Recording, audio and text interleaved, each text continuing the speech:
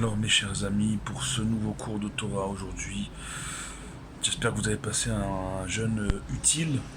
Aujourd'hui, on a tous assisté dans le monde entier à ce schéma Israël incroyable. Depuis le Kotel à Yerushalayim, depuis la terre d'Israël, on a tous vibré à l'unisson dans le monde entier. En France bien sûr et aux États-Unis, partout il y a eu des images qui ont circulé dingues. À l'unisson, peu importe les fuseaux horaires, peu importe les heures à laquelle chacun se trouvait dans son pays respectif, on a tous crié Shema Israël au même moment. Je ne sais pas si on en est conscient, on réalise ce qu'on a fait, c'est incroyable.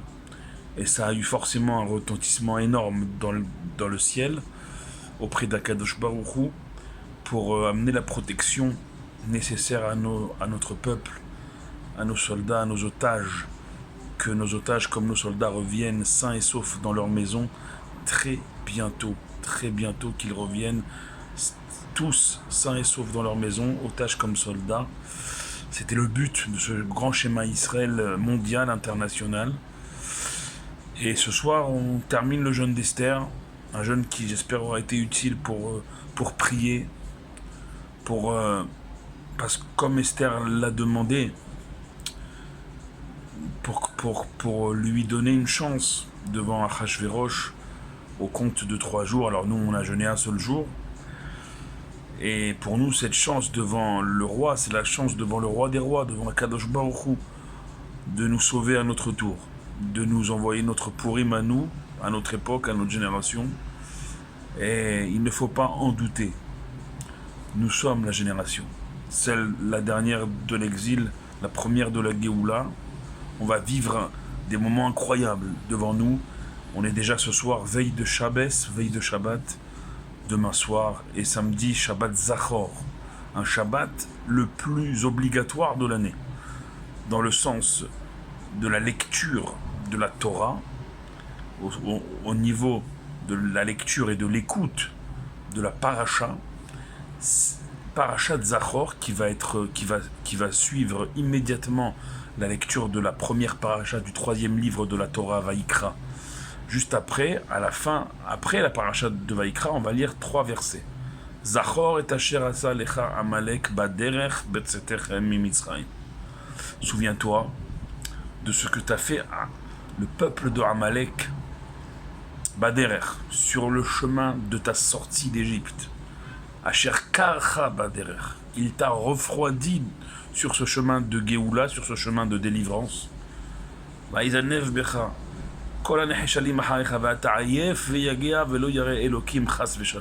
Tu étais craintif, tu étais fatigué et tu n'as pas craint Dieu à ce moment-là, et c'est pour cela que Amalek a eu le pouvoir de t'attaquer.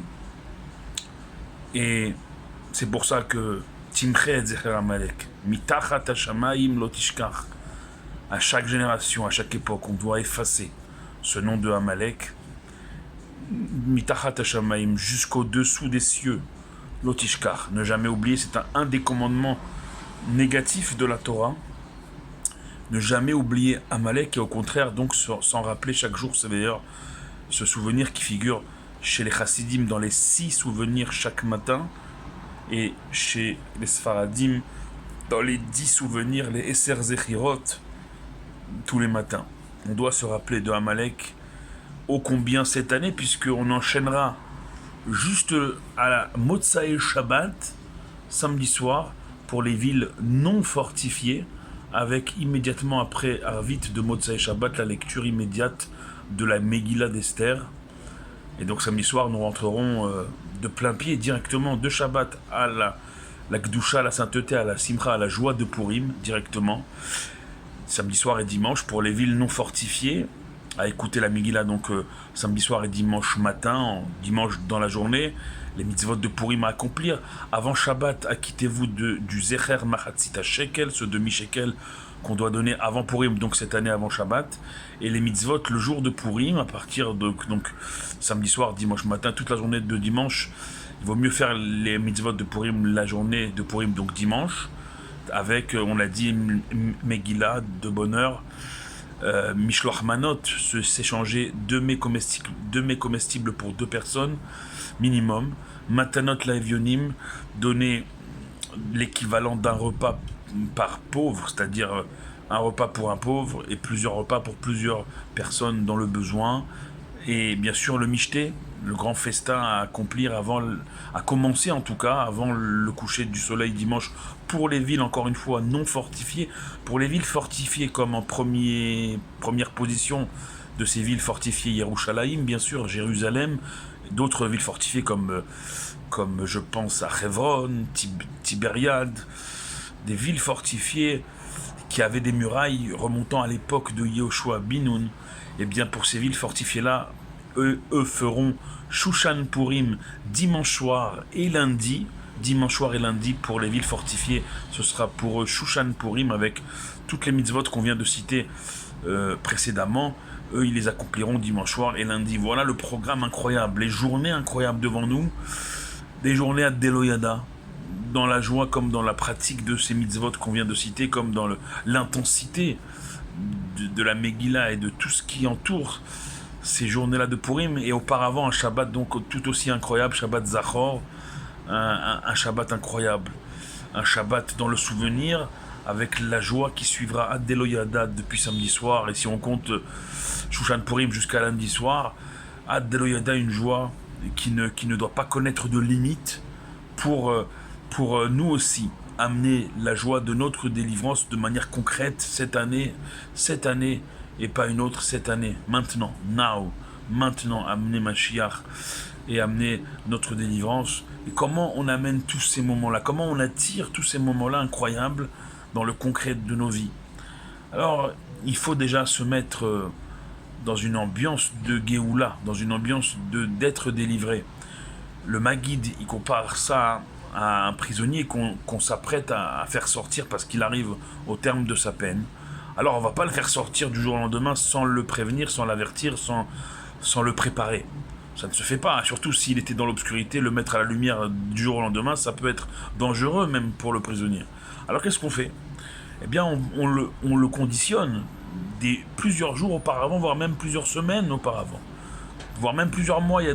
C'est fait crescendo jusqu'à la date de sa sortie effective de prison. On le conditionne, on le prépare, il y a même dans les prisons des gens, des psychologues affectés à la préparation au dehors, à sa nouvelle vie d'homme libre, de personne libre. Eh bien, il en va de même pour nous. C'est-à-dire que, bien sûr que la délivrance, elle va arriver bin rega, d'un instant à l'autre.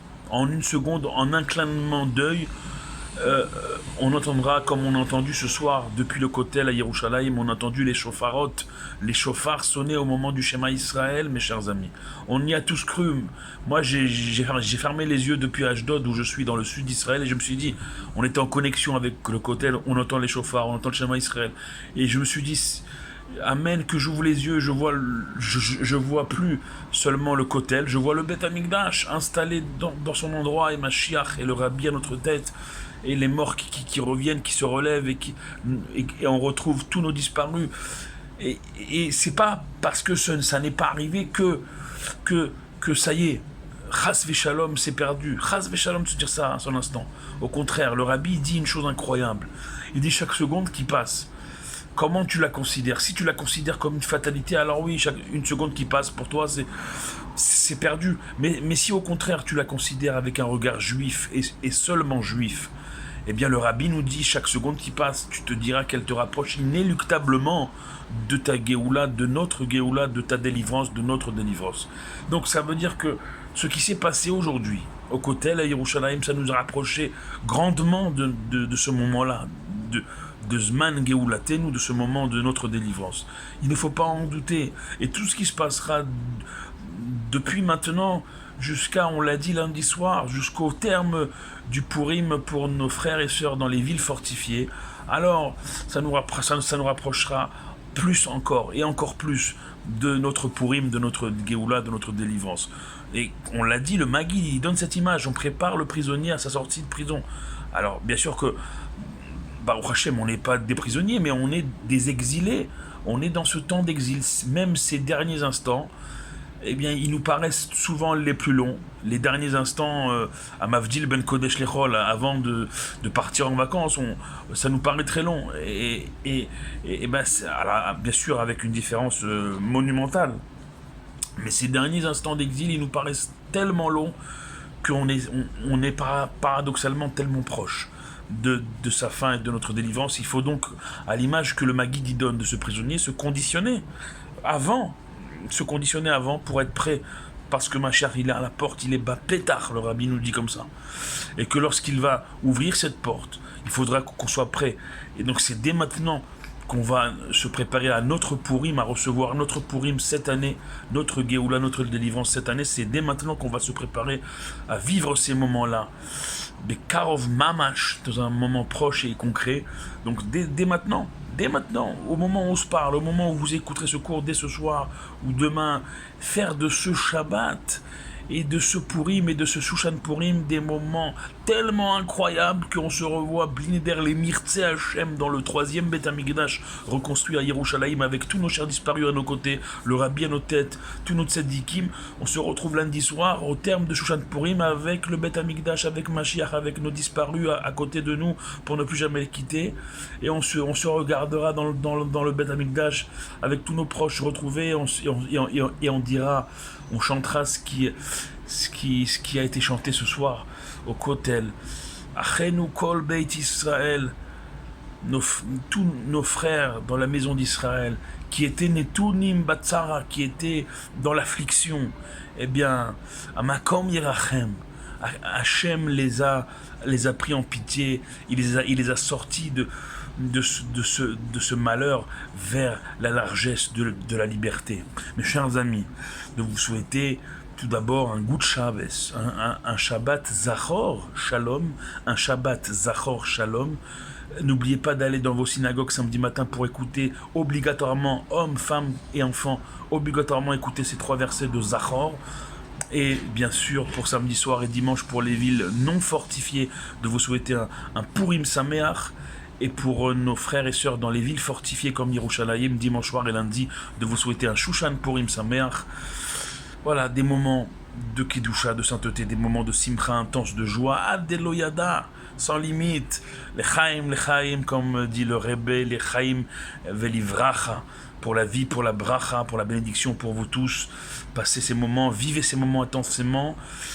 Et bien sûr, envoyez-nous nos forces, envoyez-nous vos forces à nous ici en Eretz Israël. Et nous, on vous envoie nos bénédictions à vous en Chutz Laaretz, en diaspora. On est un seul peuple, on reste unis et forts. Baruch Adonai Leolam, Amen ve Amen.